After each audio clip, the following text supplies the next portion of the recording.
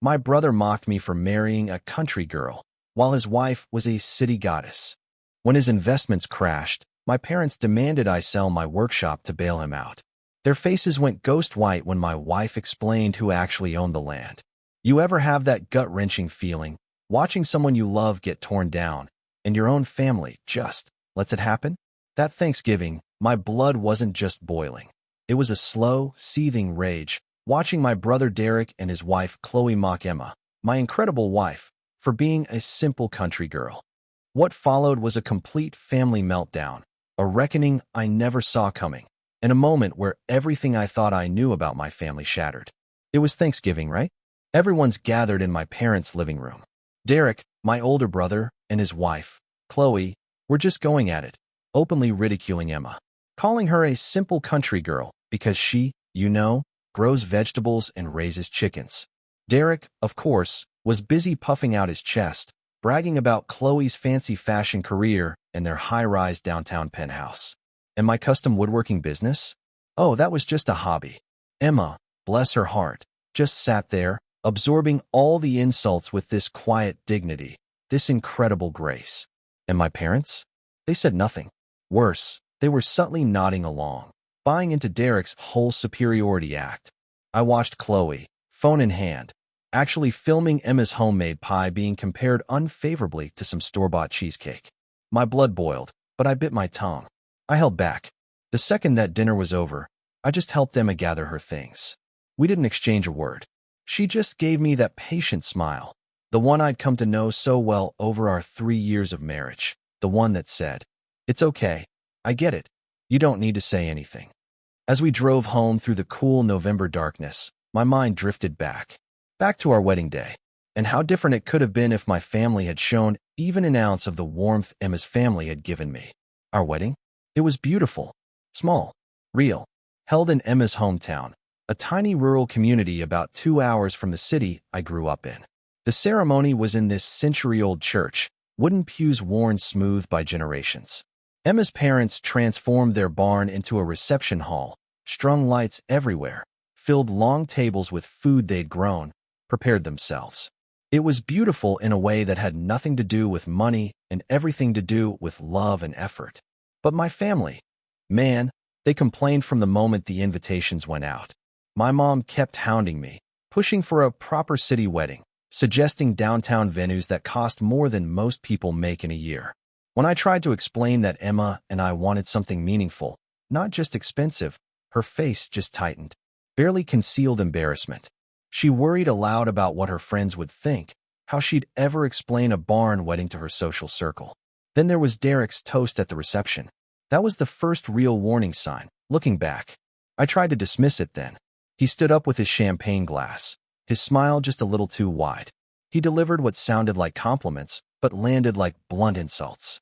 He joked about Emma teaching me to milk cows, suggested I'd soon be trading my tools for a pitchfork. People laughed, but it was that uncomfortable kind of laughter. You know the type. Emma's father, Tom, a quiet man with calloused hands and kind eyes, just looked down at his plate. Emma's parents were everything my family was not. Tom and Patricia ran a modest vegetable farm, generations old. They sold produce at a roadside stand, spent winters planting. They lived in a simple farmhouse with a wraparound porch where Patricia grew flowers and Tom built birdhouses. They were warm, genuine people who measured success by the health of their soil, the strength of their community. I fell in love with Emma because she embodied those values. We met at a farmer's market. She was selling vegetables, homemade preserves. I was looking for reclaimed wood. We struck up a conversation that lasted 3 hours. She knew Latin names for plants, identified birds by their calls, spoke about sustainability with a passion that made my heart race. Her hands were strong from work. Her laugh was genuine. She didn't care about impressing anyone. When we looked for land for my workshop, her family helped us find the perfect spot. 10 rolling acres, mature oaks, a small creek. Good road access, but private, peaceful. Tom knew the area, introduced us to the owner, helped us negotiate a fair deal. I built my workshop there, a big timber frame building I designed and constructed myself, with help from Emma's dad and brothers. My custom furniture business had grown steadily over 3 years. Handcrafted pieces, traditional joinery, locally sourced hardwoods. Each table, chair, or cabinet took weeks, even months. But my clients? They appreciated the artistry. They waited. I had orders backed up for 6 months. I'd even been featured in a regional design magazine. The work was demanding, but deeply satisfying. It generated a comfortable income. But my family? They dismissed it as blue-collar work, as if creating something beautiful with my hands was less valuable than pushing money around on computers. Derek worked in finance. Something about investment portfolios and leveraged assets he explained in ways designed to make you feel ignorant. He and Khloe lived in this expensive high-rise downtown, all glass and steel, minimal furniture that probably cost more than it was worth. My parents constantly compared us, always with Derek coming out ahead. At family gatherings, they'd ask Derek about his latest deals, leaning forward with interest, bursting with pride. When they turned to me, the questions were perfunctory. They'd change the subject before I could answer in any detail. My mother would mention Derek's accomplishments to her friends, glossing over what I did, like she couldn't figure out how to make woodworking sound impressive. The comparisons extended to our wives. Khloe worked in fashion marketing, events, social media for brands. She dressed in sharp, expensive outfits, spoke in that casual, name-dropping way of someone constantly trying to prove they belonged in elite circles. My mother adored her, always gushing about Khloe's style, her sophistication. Emma, by contrast, preferred jeans, simple shirts. Her hair usually pulled back in a practical ponytail. She spent her free time in her garden or with our small flock of chickens. She canned tomatoes, baked bread from scratch, and was taking online courses in agricultural business management. But my family? They just saw a country girl playing farmer, someone who hadn't learned to dress properly or appreciate the finer things. The disrespect had been building for years, but it reached a new low at a family dinner, about 6 months before that Thanksgiving. Derek picked an expensive downtown restaurant, the kind where the menu has no prices and the portions are absurdly small. We sat at this big table, the conversation swirling around wines, vacation destinations, fashion trends. Emma participated when she could, but the topics felt deliberately chosen to exclude her. At one point, I excused myself to use the restroom. On my way back, I passed near where my mother was talking to a friend. Her voice was clear, pitched in that tone of confidential complaint. "I just don't know what Robert was thinking," she said. "I mean, she's a sweet girl, but so plain. And this whole farming thing? I keep hoping it's just a phase. I tell people he's in custom furniture design because I can't bear to say he's a woodworker. It sounds so blue-collar." Her friend made sympathetic noises, and my mother continued. "And now Derek is doing so well, engaged in real business, real success. I just wish Robert had shown the same ambition." I stood frozen. The words landed like physical blows. When I returned to the table, my mother smiled at me as if nothing had happened. I said nothing then. But later, when I confronted her privately, she waved it off as a joke, claimed I'd misunderstood, or was too sensitive. My father backed her up, said I was overreacting. That night, driving home with Emma, it finally hit me. My family's disrespect wasn't going to change. This wasn't a misunderstanding. It wasn't a temporary problem. This was who they were, how they saw the world. They measured worth by status symbols and social positioning. And by their metrics, Emma and I would always come up short. Emma just squeezed my hand and said she loved me for who I was, not for what my family thought of me. But I saw the hurt in her eyes, the hurt she tried so hard to hide. 6 months passed. Derek's displays of wealth grew flashier. He bought a new luxury car, some German model with a price tag that could have funded a small business. He constantly posted pictures on social media, restaurant meals, designer purchases, weekend getaways to expensive resorts. Each post seemed to include a subtle dig at simpler lifestyles, with captions about appreciating the finer things or investing in quality over quantity. My parents ate it up, sharing his posts, commenting with pride.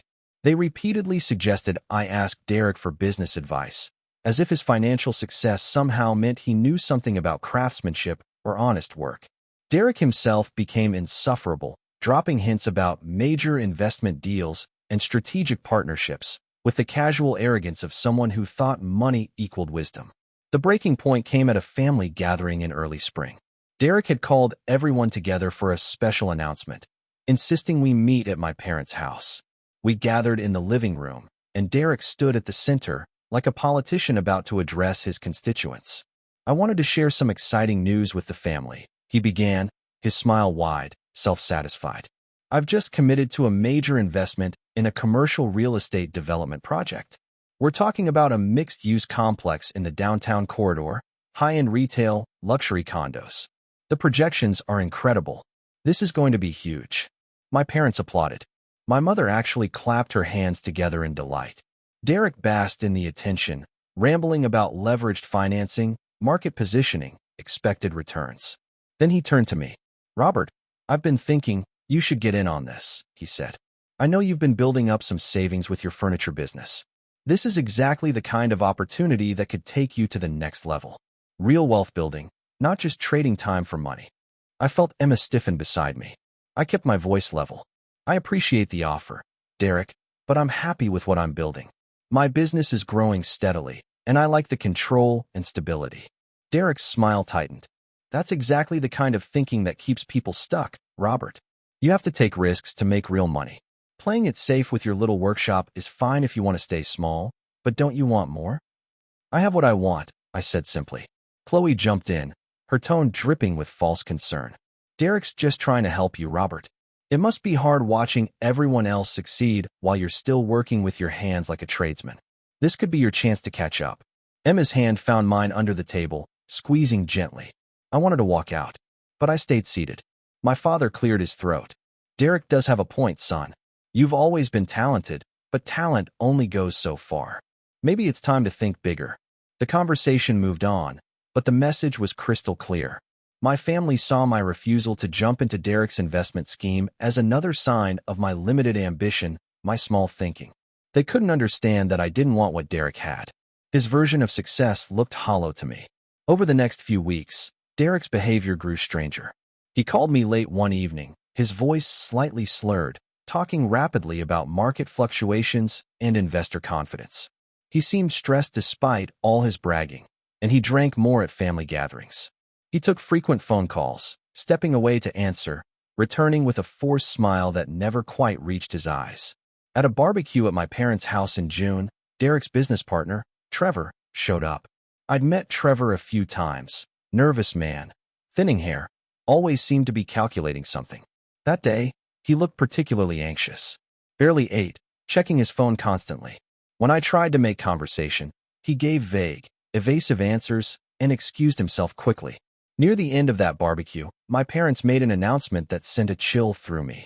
They had decided to invest a significant portion of their retirement savings with Derek's firm. $200,000. Money they'd spent decades accumulating was now tied up in whatever deals Derek was making. My mother beamed as she said it, so proud to be part of her successful son's ventures. My father's face hardened. Your brother knows what he's doing, Robert. Just because you don't understand finance doesn't mean the rest of us shouldn't take advantage of opportunities. Frankly, you sound jealous. I tried once more. I'm not jealous. I'm concerned. Putting that much of your retirement into one investment seems risky. And that, my father said, walking away, is why you will never build real wealth. Emma had been quiet during most of these family gatherings, but I knew she was paying attention. She had a way of observing people, of seeing through surfaces to what lay beneath. One night, as we lay in bed, she said softly, "Your brother is in trouble, Robert. I don't know what kind, but something is very wrong." "What makes you say that?" I asked, though I'd been thinking the same thing. "He's performing," she said. "All that bragging and flashing money around. It feels desperate, like he's trying to convince himself as much as everyone else." "And did you see how much he drank at the barbecue? That's not celebration drinking. That's stress drinking." 2 weeks later, my suspicions were confirmed in the strangest way. I was working late in my workshop, hand-planing a piece of walnut for a dining table, when I heard a car pull up outside. It was nearly 10 o'clock. I wasn't expecting anyone. When I opened the door, Derek stumbled in, clearly drunk. "Robert," he slurred, "I needed to talk to someone who isn't involved. You know, someone outside the whole mess." "What mess, Derek?" I helped him to a chair in my workshop office. He put his head in his hands. "The development deal, it's falling apart. The primary investor pulled out, and now the whole financing structure is collapsing. Trevor is panicking, talking about liability and lawsuits. We used leveraged financing, Robert. Do you know what that means? It means we borrowed against projected returns that are not going to happen. It means if this goes bad, it goes really bad. I felt my stomach drop. What about mom and dad's money? Derek looked up, his eyes unfocused. That's in a different fund. It should be fine, probably. I don't know. Everything is connected in ways I didn't understand when I started. Trevor handled the complex structures, and now I'm realizing I don't fully understand my own investments. I was not being smart, he admitted. He looked at me, a flicker of something raw and exposed in his eyes. You weren't being smart, he finally said.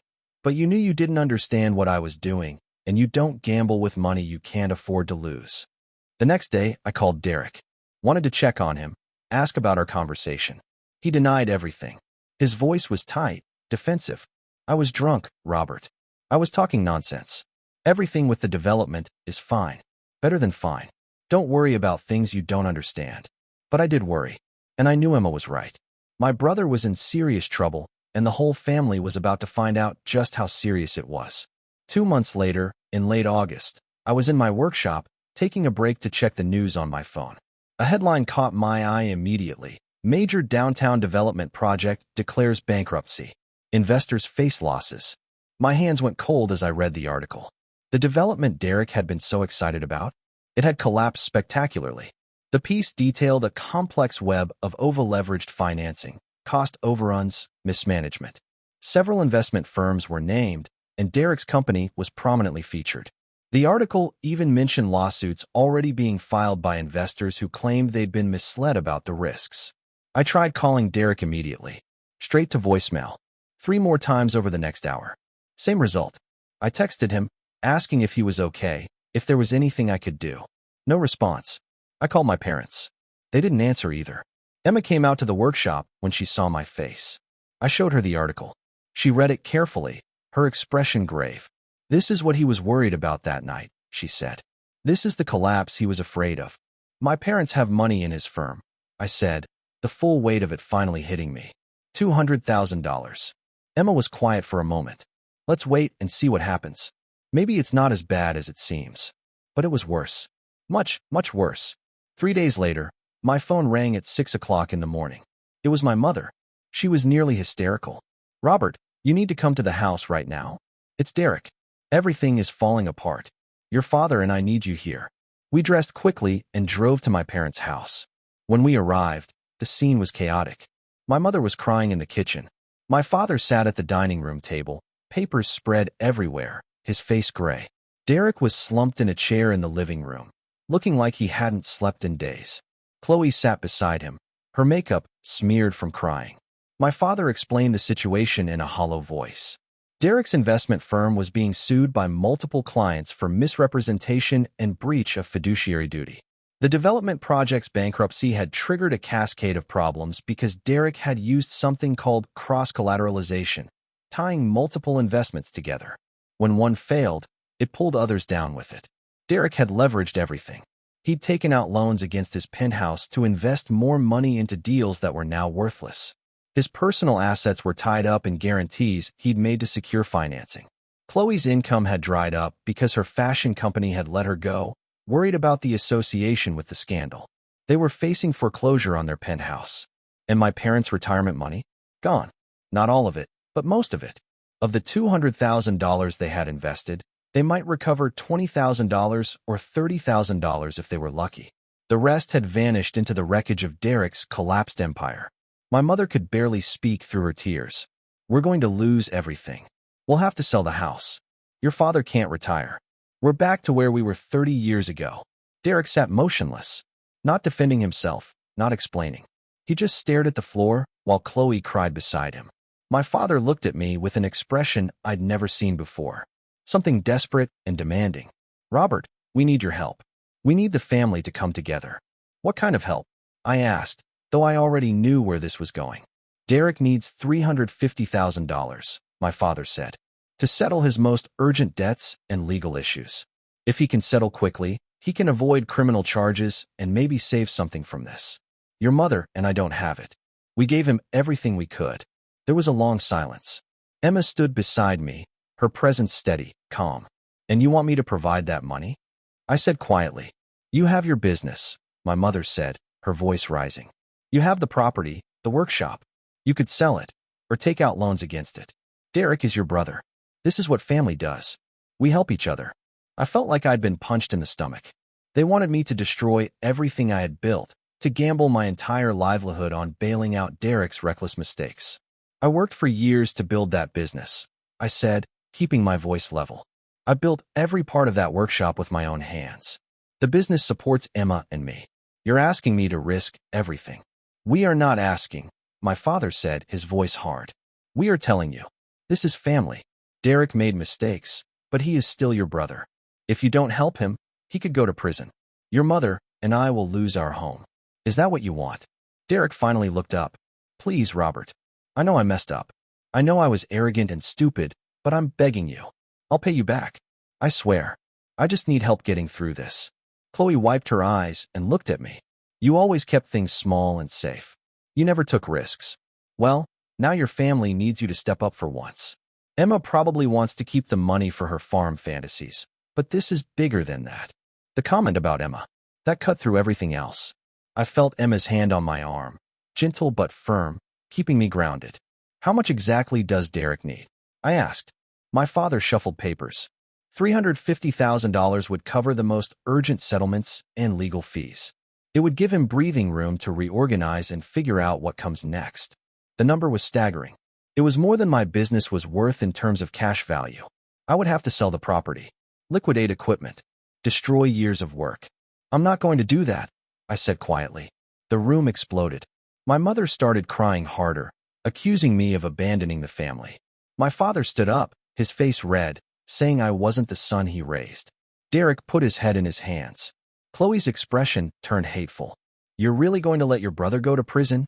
My mother shouted. You're going to let us lose everything after all we did for you, raising you, supporting you. You never supported me, I said, my voice still calm, but firm. You dismissed everything I did. You mocked my wife. You treated my business like it was a hobby. And now you want me to throw it all away to fix Derek's mistakes. They were not just mistakes, my father said. He took risks. That is what successful people do.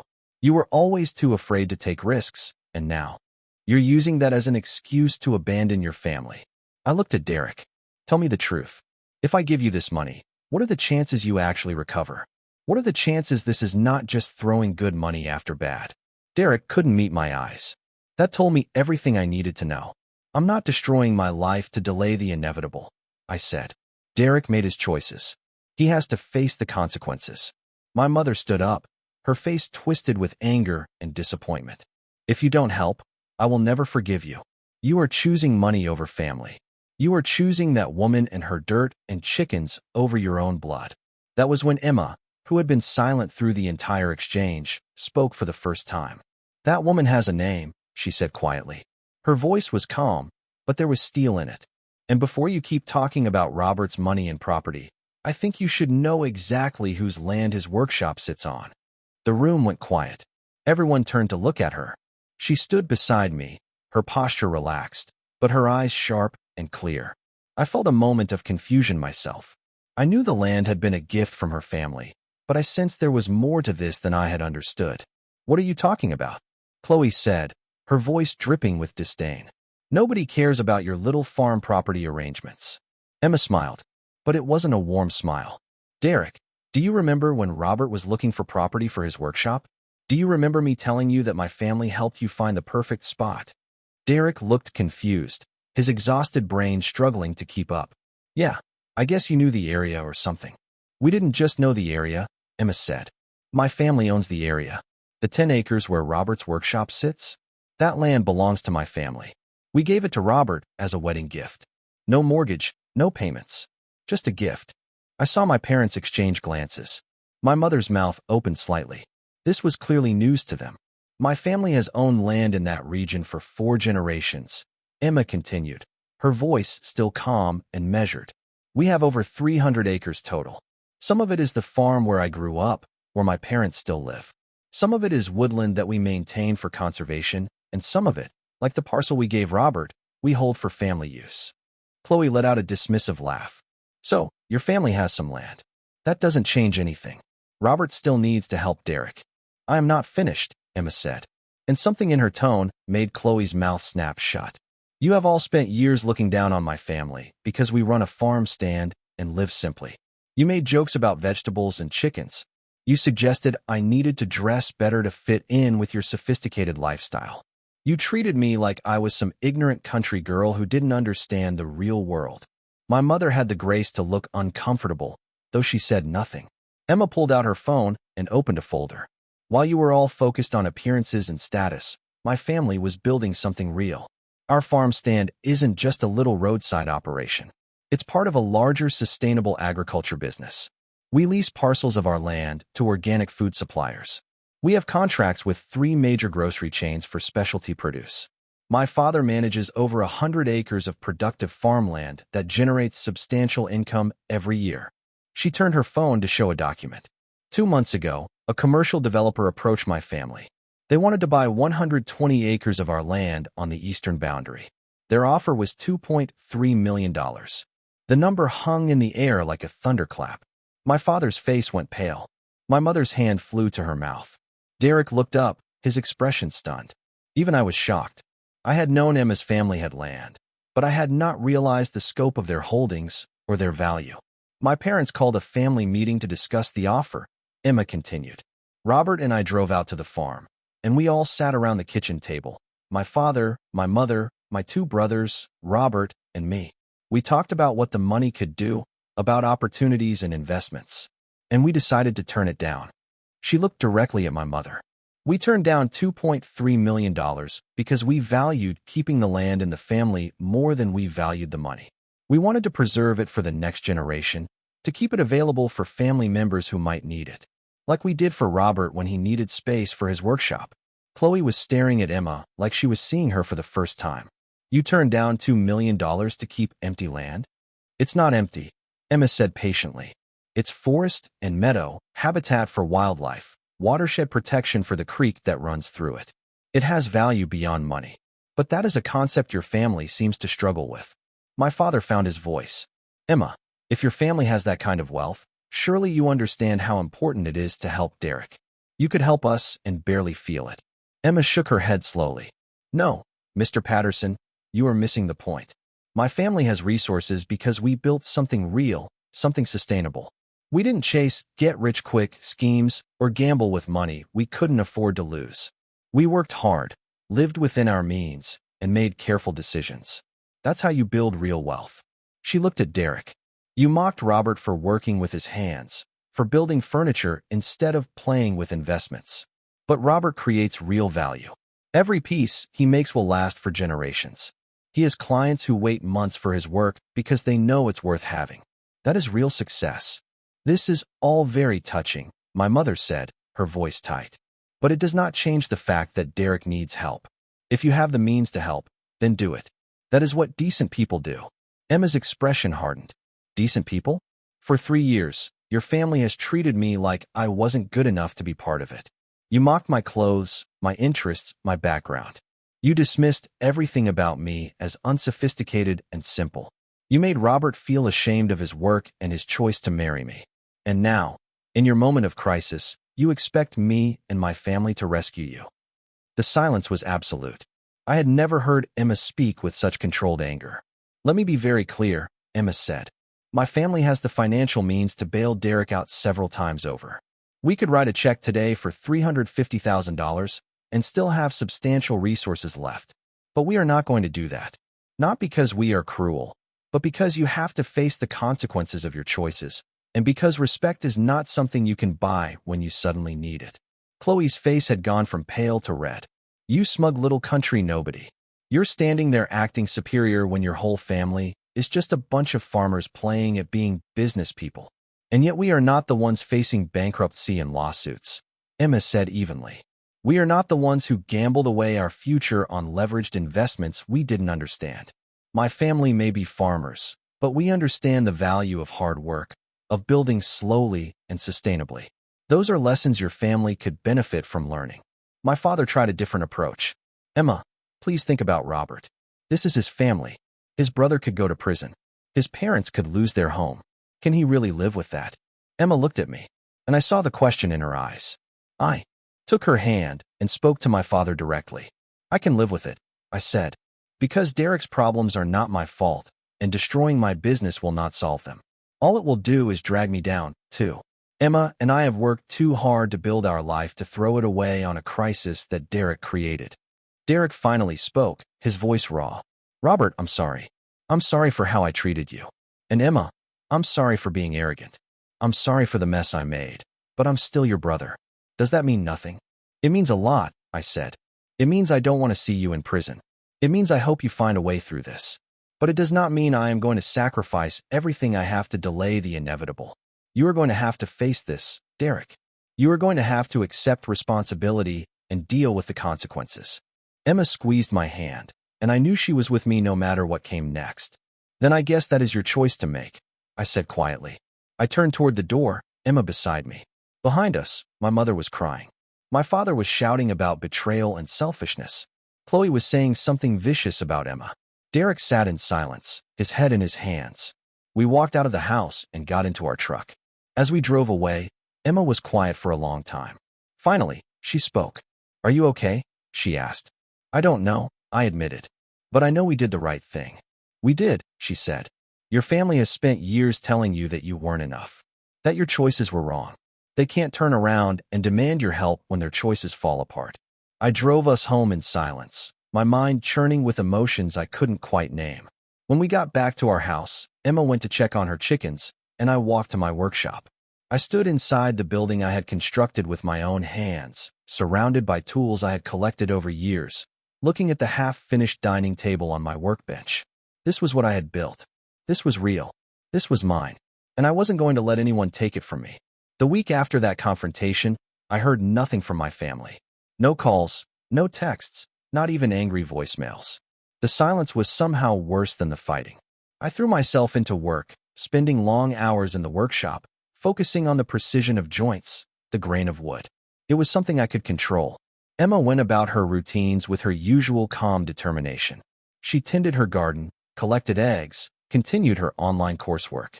But I could see the tension in her shoulders, the way she checked her phone more often, waiting for the other shoe to drop. It dropped on a Saturday morning. My father called, his voice formal and cold. Your mother wants to talk to the whole family, he said. Tomorrow afternoon at 2. She expects you and Emma to be there. What is this about? I asked. Just be there, he said and hung up. Emma and I debated whether to go. Part of me wanted to refuse, to draw a line and stick to it.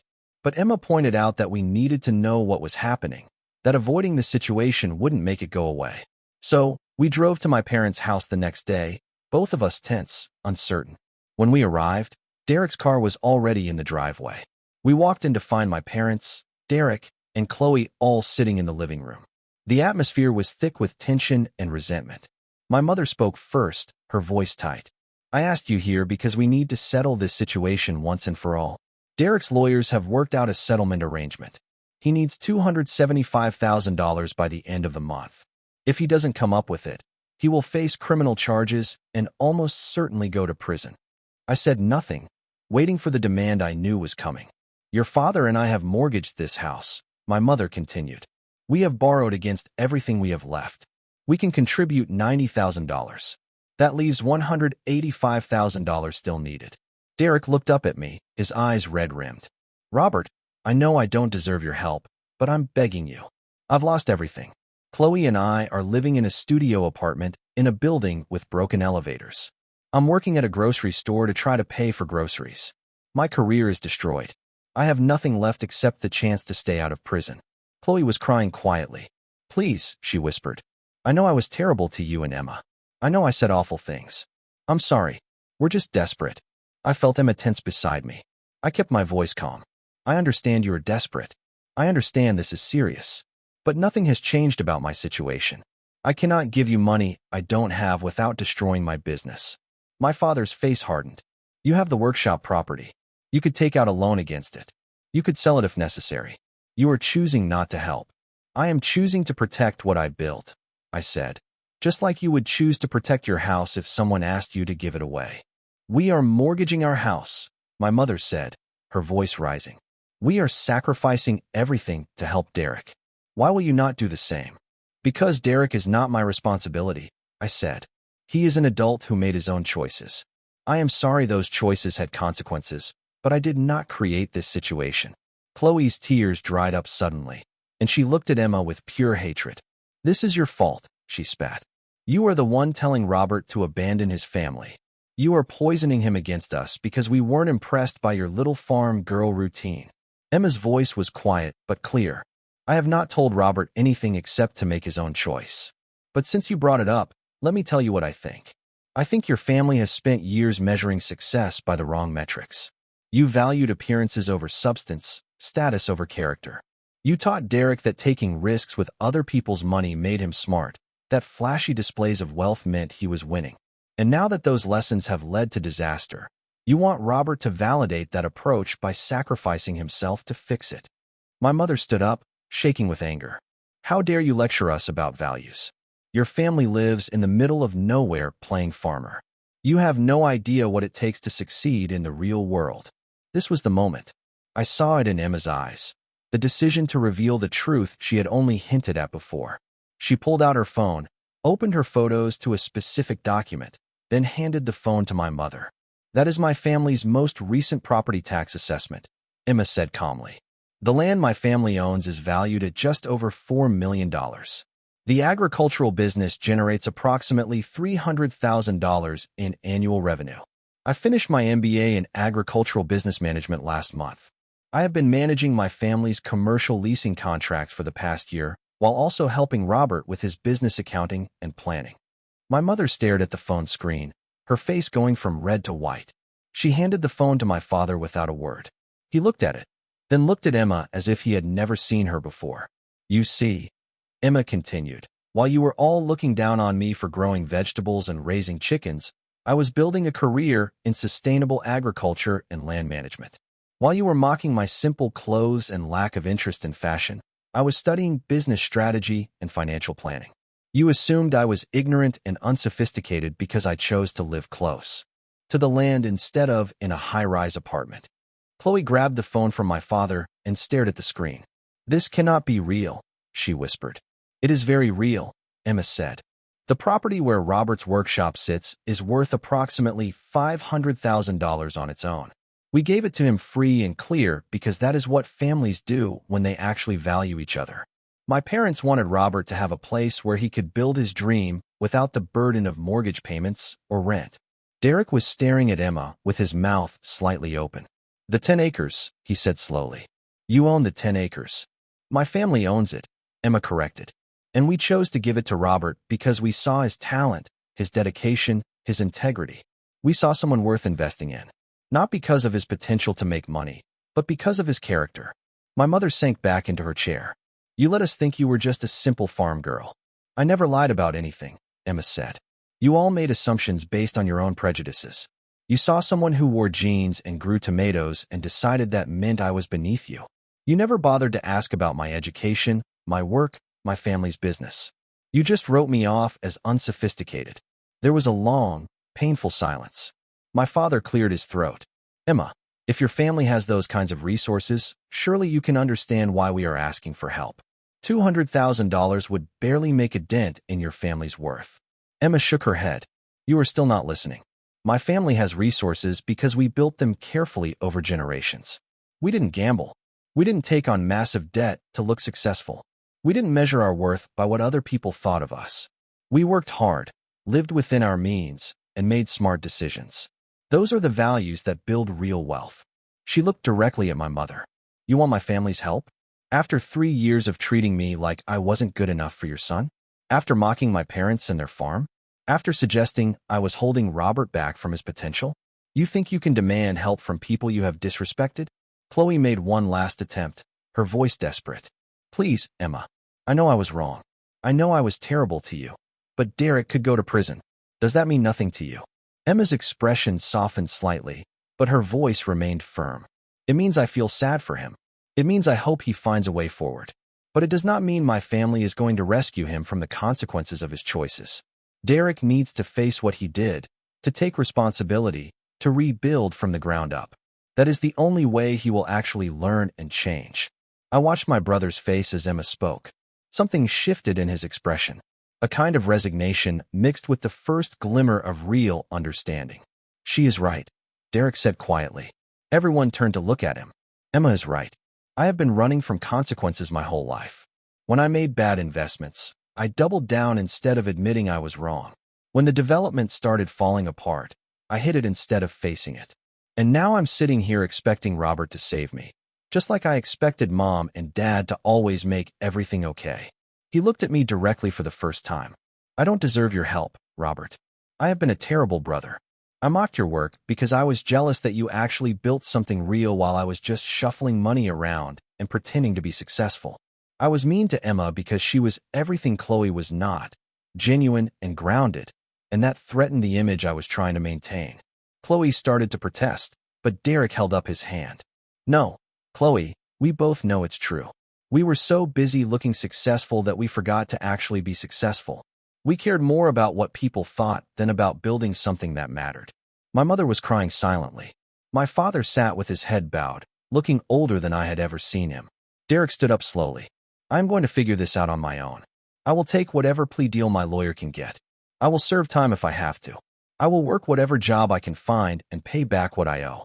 But I am done asking other people to fix my mistakes. He walked over to me and extended his hand. I'm sorry, Robert, for everything. You deserved better from me. I shook his hand, not sure what to say. Derek turned to Emma. And I'm sorry to you, Emma. You tried to be kind to my family, even when we didn't deserve it. Thank you for that. Emma nodded, accepting his apology with grace. As Derek and Khloe gathered their things to leave, my mother finally spoke. This is not over, she said. But her voice lacked conviction. She was starting to understand that her leverage was gone, that the world she thought she knew had shifted beneath her feet. The weeks following that confrontation brought a cascade of changes.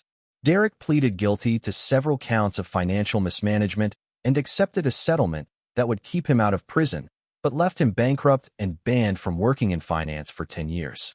He and Khloe moved into a small one-bedroom apartment in a working-class neighborhood. Derek took a job as an assistant at a financial planning firm, doing basic administrative work for a fraction of what he once earned. My parents had to sell their house. The mortgage they had taken out, combined with their lost retirement savings, made it impossible to keep the place they had lived in for 25 years. They moved into a modest townhouse and both took part-time jobs to supplement their reduced income. My father worked at a hardware store, my mother at a department store. The fall from their comfortable life was hard, humbling. I heard these updates in bits and pieces, mostly from Derek himself. 2 months after the confrontation, he started calling me occasionally. Brief conversations, awkward at first, stilted and formal, but gradually they became more natural. He never asked for money or help, just talked like a brother trying to rebuild a relationship he had damaged. 3 months after everything fell apart, Derek showed up at my workshop on a Saturday morning. I was surprised, but I invited him in. He looked around the space with genuine interest, running his hand along a walnut table I was finishing. This is beautiful work, he said. I don't think I ever really looked at what you do before. I just dismissed it as manual labor, but this is art. I was wondering, Derek said, his voice uncertain, if maybe you could teach me some basic woodworking. I'm not looking for a job or anything. I just want to learn something real, something where I create value instead of just moving it around. I studied my brother's face. He looked tired and older, but there was something different in his eyes. The arrogance was gone, replaced by genuine humility. I would like that, I said. So Derek started coming to my workshop on weekends. I taught him basic skills, how to measure and cut accurately, how to read the grain of wood, how to use hand tools. He was terrible at first, frustrated by his own lack of coordination and patience. But he kept showing up, kept trying, kept learning. One Saturday while we were working together, Derek brought up Khloe. She's different now, he said. We both are. Losing everything, it stripped away all the pretense. We had to figure out who we actually are when we're not performing success. How is she doing? I asked. Better than I expected, Derek admitted.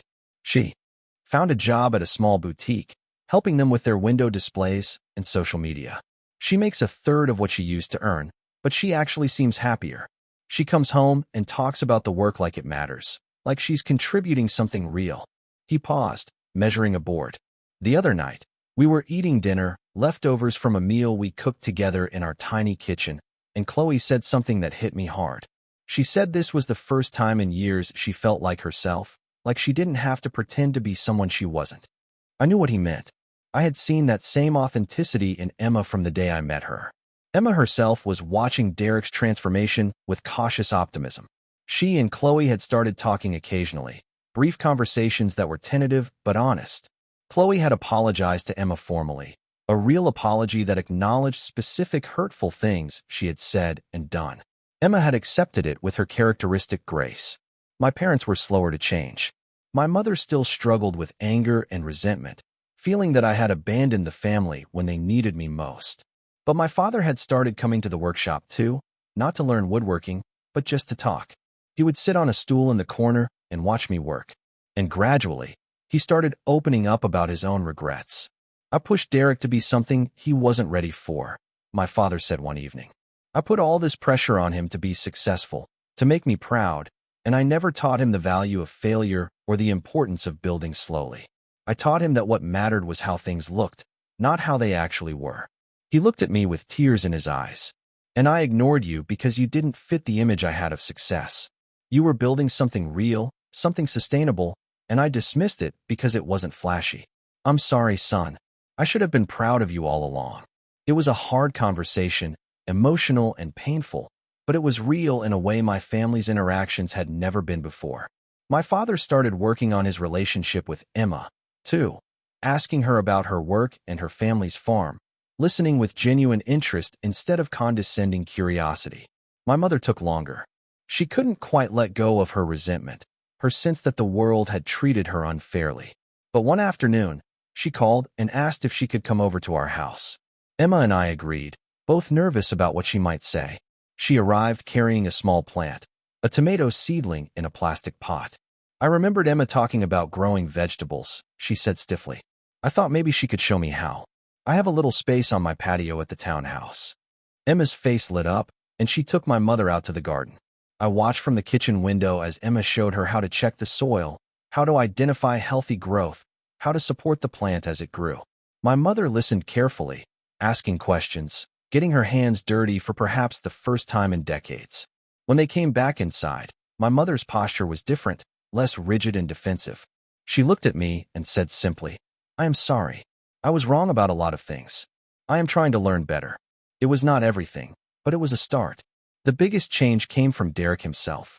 6 months after his world collapsed, he came to Sunday dinner at our house, a tradition Emma had started as a way to slowly rebuild family connections. Derek, Khloe, my parents, and sometimes Emma's parents all gathered around our table for simple meals and honest conversation. That particular Sunday, after we had finished eating, Derek asked if he could say something to everyone. We all turned to listen. I have been thinking a lot about what happened, he said, about the choices I made and why I made them. And I realized that I spent years chasing something that wasn't real. I wanted people to think I was successful more than I wanted to actually be successful. I wanted the appearance of wealth more than I wanted the substance of it. He looked at Emma. Emma, your family has real wealth because they built it on a foundation of hard work and careful choices. Robert has real success because he creates value that lasts. I had nothing real, just leverage and debt and performance. And when it all fell apart, there was nothing underneath to catch me because I had never built anything solid. He turned to me. Robert, I don't expect you to forgive me completely. Not yet. But I want you to know that refusing to bail me out was the best thing you could have done for me. If you had given me that money, I would have learned nothing. I would have thought I could keep taking risks with other people's resources and someone would always save me. You forced me to face what I did, and that is the only reason I am becoming a better person. Khloe reached for his hand. We are both becoming better people, she said. This has been horrible and humbling and painful, but it has also been honest. We know who we are now. We know what matters. My mother wiped her eyes. My father nodded slowly. Emma smiled. That warm, genuine smile that had made me fall in love with her years ago. Later that night, after everyone had left, Emma and I sat on our porch watching the sunset. She leaned against me, and I put my arm around her shoulders. Your family is healing, she said softly. Because you showed them what real values look like, I replied. She shook her head. No, because they were willing to learn. That takes courage. I thought about my brother learning woodworking, my father learning to listen, my mother learning to grow tomatoes. I thought about all the ways pride and pretense had damaged my family, and all the ways humility and honesty were slowly rebuilding it. Thank you, I said to Emma, for standing with me, for being who you are, for not letting them convince you that you were less than you are. She turned and kissed me. I never doubted what we have. I just hoped your family would someday see it, too. A year after Derek's financial collapse, my family gathered at Emma's parents' farm for the first time. It was a warm day in late spring, and Patricia had invited everyone for what she called a planting celebration, a tradition where the family spent the day preparing gardens and fields for the growing season. I watched my mother work alongside Patricia, both of them on their knees in the dirt, transplanting tomato seedlings. My mother's hands, once manicured and soft, were developing calluses. She was laughing at something Patricia said. A real laugh, not the polite performance laugh I had grown up hearing. My father and Tom worked together repairing a fence, their conversation easy and comfortable. My father had started spending more time at the workshop, and he and I had built a small bookshelf together for my parents' townhouse. He kept photos on it now, pictures of the family, not arranged for show, but gathered naturally from real moments. Derek stood beside me, watching the activity. He had continued learning woodworking and had recently completed his first real project, a small table that now sat in his and Khloe's apartment. He was proud of it in a way that was completely different from how he had been proud of his investment deals. This pride was quiet and deep, rooted in the knowledge that he had created something with his own hands. I was thinking about taking some agriculture courses, Derek said. Maybe. Online, like Emma did with her MBA. I'm not going to become a farmer or anything, but I want to understand how real businesses work, how you build value over time instead of just shuffling money around. That sounds good, I said. Emma could probably recommend some programs. Khloe was helping Emma collect eggs from the chicken coop, both of them chatting and laughing. Khloe had let her hair return to its natural color and wore jeans and a simple shirt. She looked more like herself than I had ever seen her, comfortable in her own skin instead of constantly performing an image. Can I tell you something? Derek asked, his voice quiet. I used to think you were weak. I thought you settled for less because you weren't smart enough or ambitious enough to go after more. I thought Emma was holding you back from your potential. He paused, watching Emma and Khloe walk back from the chicken coop, carrying baskets of fresh eggs. But you were the strong one all along. You had the courage to build something real instead of chasing illusions. You chose a partner based on who she actually was, not on how she looked on your arm at parties. You had the strength to say no when your whole family was pressuring you to destroy yourself to save me. I didn't know what to say, so I just nodded. I'm glad you said no, Derek continued. I needed to hit bottom. I needed to lose everything so I could figure out what actually matters. And now, for the first time in my life, I feel like I'm building something real. It's small and slow, and nobody is impressed by it. But it's mine. It's honest. Emma called us over to help carry vegetables into the farmhouse kitchen. We all worked together preparing lunch, chopping and cooking and talking. The conversation flowed naturally, filled with jokes and stories and genuine interest in each other's lives. As we sat down to eat, Tom stood and cleared his throat. I just want to say how glad Patricia and I are to have all of you here today. Emma and Robert, you built a good life together based on solid values. Derek and Khloe, we have watched you work hard to rebuild after your troubles, and we respect the courage that takes. And to Robert's parents, we are glad to be sharing this day with you. My mother stood up, her voice shaking slightly. I need to say something too. I spent years caring about the wrong things. I taught my sons that what mattered was status and appearances, that success meant impressing other people. I looked down on Emma and her family because I thought I was better, more sophisticated, more successful. But I was wrong about everything that matters. She looked at Emma. Emma, you and your family have more real success than I ever understood.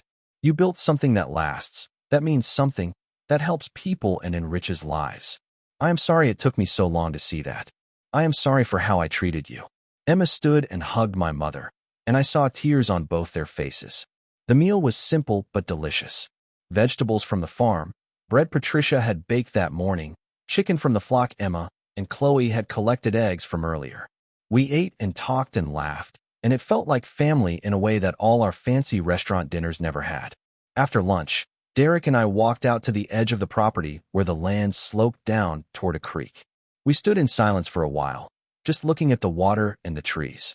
Do you remember that night I showed up drunk at your workshop? Derek asked, when I was rambling about the development deal falling apart. I remember I was terrified that night, not just of losing money, but of everyone finding out. I didn't actually know what I was doing. I had been faking it for so long, pretending to understand complex financial instruments that I only barely grasped. I thought if I acted confident enough, if I made enough money, nobody would ever question whether I actually had substance behind the performance. He picked up a stone and tossed it into the creek. But you knew. Even back then, you knew I was hollow inside. That's why you didn't invest with me. You saw through the act. I didn't see through anything, I said honestly. I just knew I didn't understand what you were doing, and I wasn't willing to gamble on something I didn't understand. That's wisdom, Derek said. Real wisdom. Knowing your own limitations and working within them. I thought wisdom was about taking big risks and betting everything on high returns. But real wisdom is about building slowly, learning constantly, and never pretending to know more than you do. We walked back to the farmhouse together. On the porch, I saw Emma sitting with Patricia, both of them shelling peas and talking quietly. My father and Tom were examining a piece of farm equipment, my father asking questions, and Tom explaining patiently. Khloe and my mother were washing dishes together in the kitchen, visible through the window. This was what family was supposed to look like. Not performances and competitions, not status displays and one-upmanship, but people working together, learning from each other, building something together that mattered. As the sun started to set, we all gathered on the porch. Emma brought out a pie she had made from last year's preserved cherries, and we ate it while watching the sky turn orange and pink. I've been thinking about what to do with the eastern parcel, Tom said. The land the developers wanted to buy. Emma and I have been talking about maybe setting it up as a conservation easement, preserving it permanently as wildlife habitat. That's a beautiful idea, my mother said. Preserving something for future generations instead of just cashing out. Tom smiled. That's what real wealth is about. Not how much you can get for something, but what you can build and protect and pass on. I looked around at my family. All of us changed by the events of the past year. Derek had learned that true success comes from creating real value, not from performing success. Khloe had discovered that authenticity brings more satisfaction than image. My parents had learned that wisdom and worth come in many forms, not just the ones they had been taught to value. And I had learned that standing firm in your values, even when everyone you love is pressuring you to abandon them, is the only way to build a life that lasts. People can change, Emma said, when they are willing to face hard truths and do the work. Your family did that work. I thought about Derek's hands developing calluses from woodworking. I thought about my mother's tomato plants thriving on her patio. I thought about my father learning to value craftsmanship and patience. Thank you, I said again, as I had said so many times over the past year. For being you, for showing my family what real values look like. For standing with me when it would have been easier to give in. Emma smiled. That's what partners do. We stand together. We hold to our values. And we build something real. I agreed. A year ago, I never would have imagined my whole family spending the day at your parents' farm. But those who quietly build substance, who work with their hands and their hearts to create real value, will outlast any storm. Success is not about impressing others or accumulating things. It is about knowing who you are, choosing a partner who shares your values, and having the courage to build a life that matters even when others mock you for it. The people who look down on honest work and simple living are often the ones who have built their lives on sand. When the storms come, and they always do, only those with solid foundations will remain standing. The life lesson that came from our family's crisis was simple but profound. True wealth is not measured by status symbols or flashy displays of success. It is measured by the depth of your character, the strength of your relationships, and the integrity with which you build your life. Those who chase external validation and perform success will always be vulnerable, because there is nothing solid beneath the performance. Emma's quiet strength, her family's generational wisdom, and her refusal to be defined by others' opinions had saved us both. She showed my family that real sophistication is about substance, not style. Real success is about creating value, not performing it. And real wealth is about building something that lasts, something that enriches not just your own life, but the lives of those around you. As we pulled into our driveway, I looked at our house, modest and comfortable, surrounded by Emma's gardens. I looked at my workshop in the distance, solid and productive. I thought about the life we had built together, rooted in honest work and genuine values. This was real success. This was true wealth. And no amount of pressure or mockery or family drama could take it from us, because it was built on a foundation that could not be shaken.